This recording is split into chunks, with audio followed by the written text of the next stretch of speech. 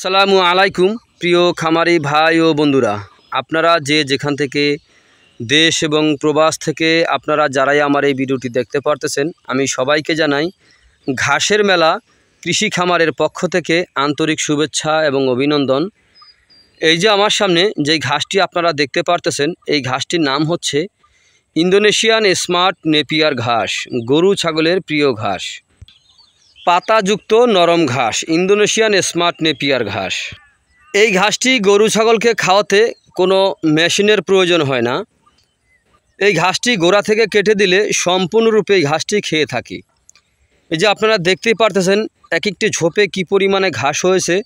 তো দেখেন এই ঘাসটি কাটার পরে কী পরিমাণে চারা বের হচ্ছে, সেই দৃশ্যটা আপনারা একবার একটু দেখেন। কী পরিমাণে চারা বের হচ্ছে দেখেন। এই ঘাসগুলা কিন্তু আপনার এই অল্প 2-4 দিন হয়েছে আগে কাটা হয়েছে। আর এই ঘাসটা দেখেন সপ্তাহখানিক হয়েছে এই ঘাসটা কাটা হয়েছে। দেখেন প্রতিটি ঝোপের মধ্যে কী পরিমাণে ঘাস হয়েছে। এই যে এখানে দেখেন একটু নিচু জমি তো এই কারণে এখান থেকে মাটি কেটে বেডের মতো তৈরি করে তারপরে আপনার এই ঘাসটা রোপণ করা হয়েছিল। তো এখানে পানি আটকিয়ে থাকে এই কারণে। তো এই ঘাসটি একটু শুকনা জমি যদি হয় তাহলে খুব বেশি ভালো হয়ে থাকে। তো এই ঘাসটি যদি একবার প্রথমে আপনারা একটি কাটিং রোপণ করেন, একটি কাটিং যদি আপনি একবার রোপণ করেন, একবার রোপণ করলে গরু ছাগলের খাওয়ানো উপযুক্ত হওয়া পর্যন্ত প্রথমে আপনার 80 থেকে 100টির মতো প্রথমে চারা গজিয়ে থাকে।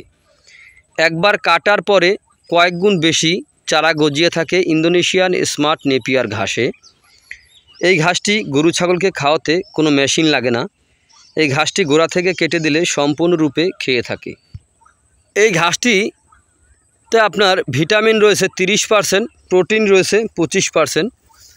চাইলে আপনারা গুগল থেকে সার্চ দিয়ে দেখে নিতে পারেন যে কথাটা কি আসলে সত্য কি না মিথ্যা।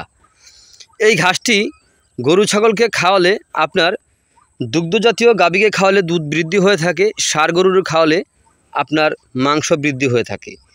দানাদার ছাড়া গরু ছাগল পালন করতে হলে ইন্দোনেশিয়ান স্মার্ট নেপিয়ার ঘাসের কাটিং রোপণ করুন।